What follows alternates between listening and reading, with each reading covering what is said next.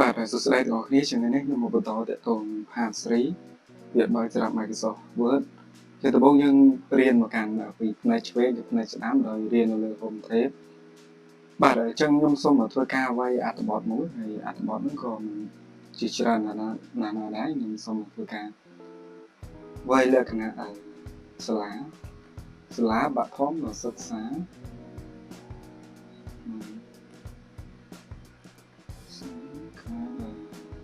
សៀមរាបបាទអញ្ចឹងយើងមើលកន្លែងនេះខ្ញុំសូមធ្វើការបរិពន្ធធំបន្តិចបាទយើងអាចមើលបានតើតើកន្លែងនេះខ្ញុំវាយថាសាលាបឋមសិក្សាខេត្តសៀមរាបចុះបើយើងចង់បានច្រើនបាទយើងត្រូវធ្វើម៉េចគឺយើងរៀន copy ក៏មិនទៅណាឆ្ងាយដែរបើសិនជាយើងប្រើនៅលើ home tab យើងមានពាក្យ cut ពាក្យ copy និង format អញ្ចឹង3ហ្នឹងមាន cut យើងអាចផ្លាស់ប្ដូរទីតាំងអក្សរឧទាហរណ៍ថាខ្ញុំ select កន្លែងហ្នឹងហើយខ្ញុំប្រើរូបកន្ត្រៃបាទបើថាយើង select យើងចុចសង្កត់មក select លើវាប្រើរូបកន្ត្រៃជាយើងអាច enter ទៅក្រោមហើយយើងធ្វើការផាសកន្លែងនេះមានថាបញ្ចេញអញ្ចឹងមានថាសាលាបឋមសិក្សាខេត្តសៀមរាបនេះគឺចំខាងក្រោមចំណែកបើយើងធ្វើការ copy វិញមិញបន្ទាប់ពីយើង cut គឺបានចុះបើយើង copy បាទយើង copy ក៏មានរឿងអីកាត់ឡើងទេប៉ុន្តែបើយើងចង់ផាសវិញយើងធ្វើការផាសចុចផាសធម្មតាមកវានឹងចាញ់អស់ចា៎បាទនឹងលក្ខណៈ cut មានតែយើងកាត់ដូរទីតាំង copy គឺច្រឡំបាទអញ្ចឹងច្បាប់ដើមនៅដដែលហើយបើកាត់យើងដូរច្បាប់ដើមរបស់យើងទីតាំងថ្មីមួយទៀតខ្ញុំធ្វើការដាក់ font bold មួយហើយនឹងចាក់ពណ៌ក្រហមមួយបាទកន្លែងនេះហើយខ្ញុំដាក់ត្រឹមដណ្ដើមមួយជាកន្លែងនេះបើសិនតែខ្ញុំចង់ឲ្យបាទ3ហ្នឹងដូចគ្នាទៅនឹងខាងលើយើងមិនចាំបាច់អង្គុយ select រួចដាក់ចេះម្ដងទៀតទេបាទដាក់ bold ដាក់ក្រហមឬក៏ដាក់ត្រឹមដណ្ដើមទេយើងកិនដាក់ cursor ចំកន្លែងណាដែលយើងចង់ format មកហើយយើងធ្វើការបើចុច format ខាងក្រោមយើងអូសជួរអូសសង្កត់នៅលើសាលាបឋមសិក្សាខេត្តសៀមរាបទាំង3ជួរហ្នឹងមកវានឹង format មកអស់អញ្ចឹង format នៃការផ្ដិតទំហំរូបរាងទៅឲ្យពុំផ្សេងបាទពុំផ្សេងមានថាពុំទី1ជាគោលហើយពុំផ្សេងទៀតគឺជាគោលប៉ុន្តែគោលនឹងកាត់ទៅតាមគោលនៅខាងលើអូខេអញ្ចឹងខ្ញុំបញ្ចូលកន្លែងនេះអស់ហើយអញ្ចឹងខ្ញុំសូមធ្វើការបន្តមកទៀតមកខាងណាអញ្ចឹងកន្លែងនេះយើងមានអក្សរ B bold បាទហើយI គឺ trade បាទ bold trade មិនអញ្ចឹងខ្ញុំសូមធ្វើការដាក់នេះសិនទៅមកទៀតនឹងដាក់តារាងនេះសិនឧទាហរណ៍អក្សរនេះជាអក្សរអីគេបើសិនតែវាជាប់ដាត់វាជាប់អក្សរ B ចា៎អូខេដំបូងខ្ញុំ select លើបឋមសិក្សាខេត្តសៀមរាបជួរខាងលើនេះខ្ញុំដាក់អក្សរ B អញ្ចឹងយើងឃើញមានភាពប្លែកគ្នាគឺមានថាសាលាបឋមសិក្សាហ្នឹងគឺដាត់បាទមានថាអក្សរដាត់ខុសគេបន្ទាប់មកទៀតខ្ញុំធ្វើការដាក់ trade ខ្ញុំ select ខាងក្រោមខ្ញុំដាក់ I trade បាទអក្សរ run trade បាទហើយជួរទី3ខ្ញុំធ្វើការដាក់ button បាទហើយជួរទី4ខ្ញុំធ្វើការ copy សិនមកហើយយើងអាចធ្វើការផាសមកបាទអញ្ចឹងឲ្យជួរទី4ខ្ញុំធ្វើការដាក់កន្លែង style អញ្ចឹងឲ្យបញ្ជាក់ផងដែរនឹងជារបៀបដាក់ខាងក្រៅបើសិនតែយើងចង់ដាក់ពីក្នុងក៏បានដែរប៉ុន្តែខ្ញុំសូមបង្ហាញពីរបៀបខាងក្រៅដើម្បីឲ្យយើងស្រួលដាក់អញ្ចឹងបន្ទាប់មកទៀតបើយើងចង់ដូរ font នៅកន្លែងណាអញ្ចឹងកន្លែងនេះកន្លែងដូរ font ឧទាហរណ៍ថាខ្ញុំចង់បានឆ្លាក់យើងប្រើខ្មែរ OS មួយឡាយអញ្ចឹងយើងcầnតែ select លើអក្សរដែលយើងចង់ដាក់រួចយើងធ្វើការ select លើ font ហ្នឹងមកគឺការដាក់ font រួចជាការស្រេចបាទបន្ទាប់មកទៀតចុះបើយើងចង់បានខ្សែធំជាងនឹងកន្លែងនេះទំហំខ្សែបាទទំហំខ្សែឧទាហរណ៍យើងចង់បានប៉ុណ្ណាអញ្ចឹងយើងអាចបន្ទូចកន្លែងនេះបានហើយបន្ថែមកន្លែងនេះបានដែរបន្ទាប់មកទៀតបាទយើងមើលកន្លែងនេះបាទកន្លែងនេះគឺមានសារៈសំខាន់ដែរគឺកន្លែងនេះយើងធ្លាប់ឃើញធាតុគីមីយើងហាដើអូចាក៏ប៉ុន្តែដើនេះឬក៏លេខ2នេះយើងចង់បាននៅក្រោមអក្សរ A យើងអាចលេខចំលេខ2មកយើងចុចកន្លែងអក្សរ X នេះបាទអញ្ចឹងមានថាទឹកចុះឧទាហរណ៍យើងចង់សរសេរគេ5ស្វ័យគុណ2ខ្ញុំសុំបរិយាធម៌បន្តិចបាទយើងចង់សេ5ស្វ័យគុណ2ថ្មី select លើលេខ2 ហើយឬកន្លែងx carré ហ្នឹងឬក៏ x ស្វ័យគុណ2ហ្នឹងមកអញ្ចឹងកើតជា5ស្វ័យគុណ2បាទចឹងបន្ទាប់ពីយើងរៀនម្ដុំនេះអស់យើងបូលយើង trace យើងគេ underline ហើយនឹងកន្លែងយើងគូនេះគឺ Zurich song ហើយនឹងការដាក់ font ហើយនឹងការ format ផ្សាយនេះទៅមកទៀតយើងរៀនកន្លែង style ធ្វើម្ដងយើងអាចធ្វើការ select ហើយចាក់ highlight លើអក្សររបស់យើងបានបែបនេះបាទហើយវាមាន option ផ្សេងទៀតដែលធ្វើឲ្យយើងអាចរើសបាននៅប្រភេទអក្សរនេះបែបនេះបាទសមបាទហើយយើងចាក់ចាក់អីទៅតាមចំណង់ចំណូលចិត្តរបស់យើងចាហ្នឹងបញ្ជាក់អត់មានជា work art ទេប៉ុន្តែយើងអាចលេង style ទៅលើ font អក្សរយើងធម្មតាបានចុះមួយទៀតបាទយើងចូលទៅដល់មួយទៀតខ្ញុំចង់ចាក់ background អក្សរឃើញកន្លែងនេះខ្ញុំចាក់បាននេះចាក់ background អក្សរពីក្រោយអញ្ចឹងយើងអាចចាក់បានបើយើងចង់ដោះវិញគឺយើងចុចកន្លែងនេះទេ no color ហើយគូលើវាវិញមកគឺដោះបានបាទមួយទៀតយើងឃើញកន្លែងនេះខ្ញុំបានចុចឲ្យគ្នាយើងមើលដំបូងហើយគឺតកតងនឹងការចាក់អក្សរយើងចាក់អក្សរនោះចាក់មិនឧទាហរណ៍ថាយើងមានអក្សរនេះមួយជួរយើងចង់សុំចុចដោះសិនអក្សរនេះមួយជួរយើងចង់ចាក់ថាខៀវចង់បាទខ្ញុំមករកខៀវបាទអញ្ចឹងយើងកាន់តែ select សំខាន់យើងចេះ select បាទ select លើអក្សរមកហើយយើងចាក់បានតាមនេះតោះមួយទៀតបាទចុងក្រោយគឺយើងឃើញកន្លែងនេះទេអានឹងវា clear all formatting អញ្ចឹងយើងចុចមកប៉ែកមកគឺអក្សរយើងទៅរងដើមនៃ font ពីដើមទាំងអស់បាទអញ្ចឹងឲ្យទៅម្ដងទៀតខ្ញុំសុំនៅកន្លែងនេះយើង select ទាំងអស់យើងចង់ឲ្យទៅដូចដើមយើងទាំងអស់យើងចុចកន្លែងនេះបាទ clear all formatting មកបាទអញ្ចឹងរួចនេះគឺខ្ទេចហើយអត់មានសល់ទេគឺអស់បាទអូខេអញ្ចឹងយើងចូលបន្ទាប់ពីកន្លែង font នេះខ្ញុំសុំចូលទៅចំណុចបន្ទាប់តទៅនឹងកំណត់ពីក្នុងអញ្ចឹងកំណត់ពីក្នុងខ្ញុំសុំនៅតាមតែមួយទេគឺយើងចុចកន្លែង font crop មកឬក៏យើងចុច control D ក៏បានបាទកន្លែងនេះយើងមើលកន្លែង advanced ចាកន្លែងនេះយើងមានរបៀបប្រើប្រាស់ខាងក្រៅដូច font ដូចអីចឹងគឺមើលកន្លែង advanced មក advanced យើងមានកន្លែងពាក្យ spacing មានពាក្យ position នេះគឺយើងអាចធ្វើចាក់ spacing ឧទាហរណ៍ថាយើងចង់បានសាលាបាទធំសិក្សាខេត្តសៀមរាបនេះរាងតូចបន្តិចមិនថាគៀកជាងគេកន្លែង spacing យើងចុចមកខាងក្រោមនេះមកឧទាហរណ៍ថាcondense នេះគឺ space ទៅពីកាន់តែគៀកហើយ expand គឺគម្លាតទៅកាន់តែឆ្ងាយពេលដែលយើងចុចចាក់បាទបើថាយើងចុចដាក់ខ្លាំងទេយើងអូខេបាទឃើញថាអក្សរវាបញ្ជ្រាបគ្នាប៉ុន្តែ font នៅដដែល OS សៀមរាបនៅដដែលហើយសារនៅដដែលទេអញ្ចឹងកន្លែងនេះគឺសម្រាប់អ្នកដែលគិតបកកែលួចអត្ថបទឧទាហរណ៍ថាអត្ថបទវែងទៅវាធ្លាក់អក្សរដូចពាក្យអយចាយើងសេអសអនឹងយោអញ្ចឹងវាធ្លាក់អក្សរយោទៅយើងអាចធ្វើការលួច space កន្លែងនេះបានដែលប្រើគេ font កន្លែងនេះហើយរើសកន្លែងពាក្យគេ content ចុះបើ expand គឺដូចគ្នាបាទគឺយើងចុចមកលើគឺ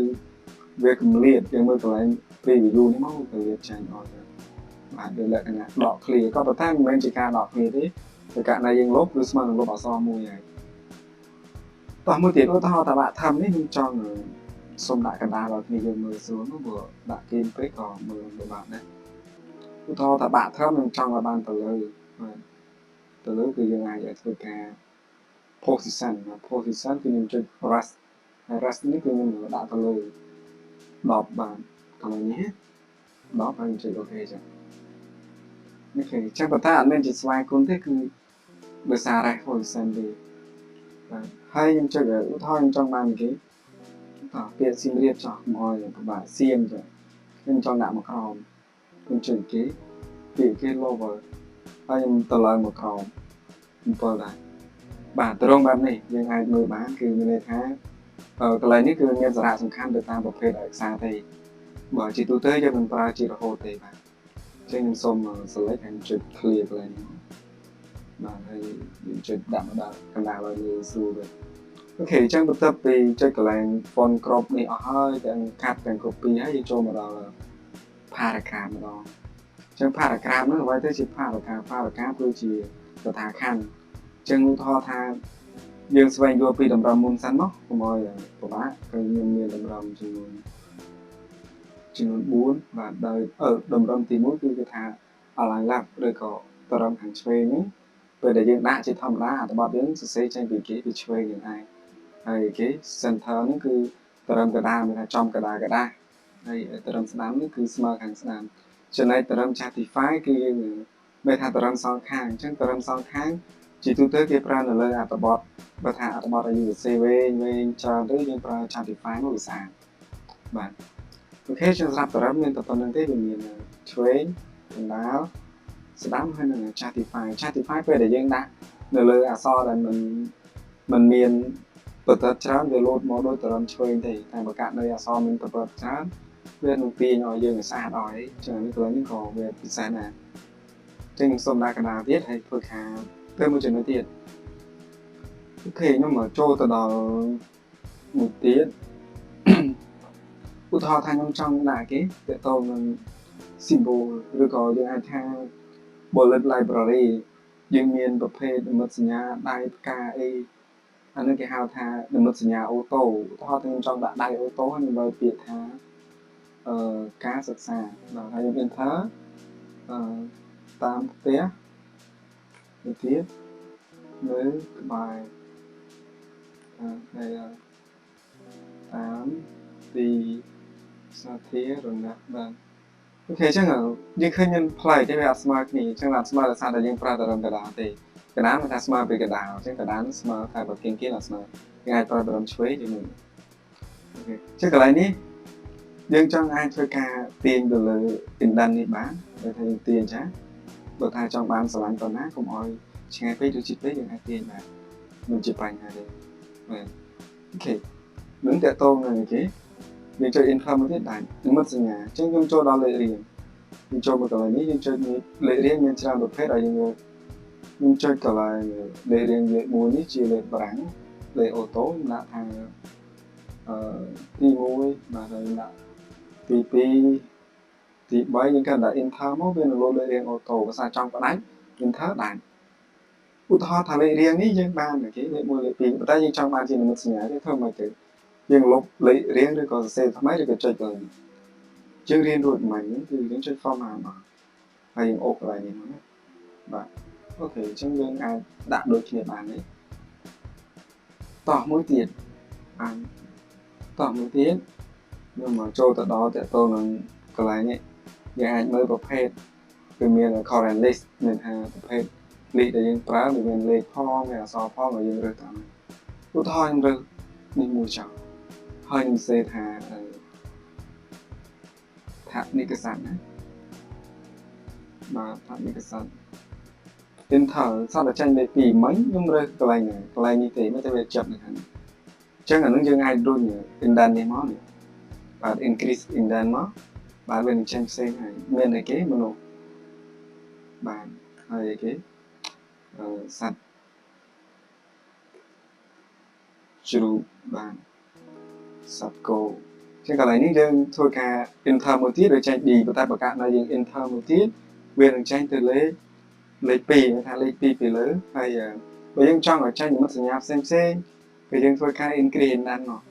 គឺវាចេញនិមិត្តសញ្ញាផ្សេងឲ្យគោនោះមានគោគេគោឈ្មោលបាទឈ្មោលយើងចុច enter ទៅតាមនោះវានឹងចេញអស់បាទអូខេនេះជារបៀបដាក់ទៅតនឹងកន្លែងថាលេខរៀងអូតូនិងនិមិត្តសញ្ញាអូតូហើយនឹងលេខរៀងនៅក្នុងគេថាសັບលេខរៀងនៅក្នុងលេខរៀងបាទបន្តមកទៀតកុំឲ្យយើងចូលមកកាន់ paragraph កន្លែងនេះចុងក្រោយមកឲ្យវាឆ្ងាយពេកបាទដំបូងយើងមើលទៅអក្សរនឹងធម្មតាទេប៉ុន្តែខ្ញុំចុចកន្លែង spacing គេហៅថា space បាទដំបូងយើងមានតែ4ចុះស្រួលមើលបាទនេះគឺសុំលុបចេញបាទយើងធ្វើការ select បាទ enter ទៅក្រោមហ្នឹងបាទខ្ញុំធ្វើការ select ខ្ញុំរើសឲ្យគេប្រភេទ link spacing យើងឃើញមានអីការប្រែប្រួល link spacing គឺ space ពីអក្សរមួយទៅអក្សរមួយឧទាហរណ៍យើងដាក់ 1.5 វាទៅក្រោមឧទាហរណ៍ 1.5 ចឹងបាទនេះ space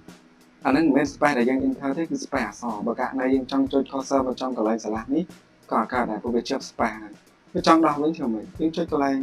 នេះដាក់លេខ1វិញឬក៏ single space មួយទៀត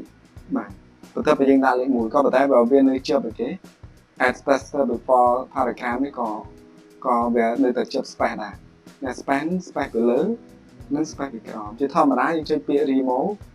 ហើយដាក់មួយមកស្អាតព្រោះដោយសារដើម្បីឲ្យអក្សរពាក្យគៀកស្អាតយើងប្រើកន្លែងហ្នឹងឯងបាទតោះមួយទៀតឧទាហរណ៍យើងចង់ដាក់គេបាទ color ជាលក្ខណៈមកល្វែងកណ្ដាលគឺយើងអាចចាក់កន្លែងធំទឹកថ្នាំបាទចាក់ខៀវចាក់អីគេមក color នោះពណ៌ផ្សេងមានពណ៌ទៅតាមតរោការរបស់យើងអាចចុចមិនគេបានចុះបើចង់ដោះវិញធ្វើម៉េចចុចកន្លែងធំទឹកថ្នាំមកចុចពាក្យ no color មកវាដោះចេញឲ្យនឹងកន្លែងធំទឹកថ្នាំតមួយទៀតយើងចុចកន្លែង border នេះគឺប្រភេទស៊ុំនឹងស៊ុំអក្សរទេគឺសំដៅលើស៊ុំអក្សរមិនមែនជាតារាងទេបាទប្រភេទ border នេះគឺយើងដាក់ស៊ុំឧទាហរណ៍យើងដាក់ខាងក្រោមដាក់ខាងក្រៅដាក់ទាំងអស់វាមានឆ្វេងមានស្ដាំមានលើមានក្រោមហើយយើងរើសតាមនឹងបាទអូខេអញ្ចឹងនេះជារបៀបនៃការដាក់ border ហើយខ្ញុំសូមទៅចំណុចបន្ទាប់គឺយើងចូលមកកន្លែងនេះក៏វាមិនសំខាន់ដែរនេះកន្លែងនេះជាប្រភេទ style ទេបើយើងចង់ប្រើករណី style ណាមួយទៅក៏យើងប្រើមកចឹង style នេះ style អក្សរទេតែខ្ញុំចង់បង្ហាញអ្នកទាំងអស់គ្នាកន្លែង find replace មានន័យថា find នេះគឺយើងស្វែងរកអក្សរឧទាហរណ៍ចង់ស្វែងរកអក្សរពាក្យថាសាលាបាទយើងអាចស្វែងរកនេះវាលោតកន្លែងនេះអស់បាទពេលដែលយើងចុច find វាលោតផ្ទាំងនឹងអស់មួយទៀត replace ឧទាហរណ៍ខ្ញុំចង់ replace ពាក្យសាលានេះទៅជាពាក្យអីគេពាក្យទៅណាបាទហើយយើងចុច replace all មកឬក៏ replace តែមួយនេះយើងចុចទៅ replace តែមួយទេបើ replace all គឺទៅទាំងអស់ហើយបាទគឺ all ចឹងយើងអាចចុច close មកគឺចឹងពាក្យសាលានេះដូចជាពាក្យទៅចុះឲ្យយើងចង់ឲ្យមកដូចដើមវិញគឺណា control shift ក៏បានឬក៏ undo បាទគឺមកដូចដើមចឹងអរគុណច្រើនអ្នកទាំងអស់គ្នាសម្រាប់ផាសរីនេះបើសិនតែមានអីខុសឆ្គងក៏សូមកាន់តែអធិស្ឋាន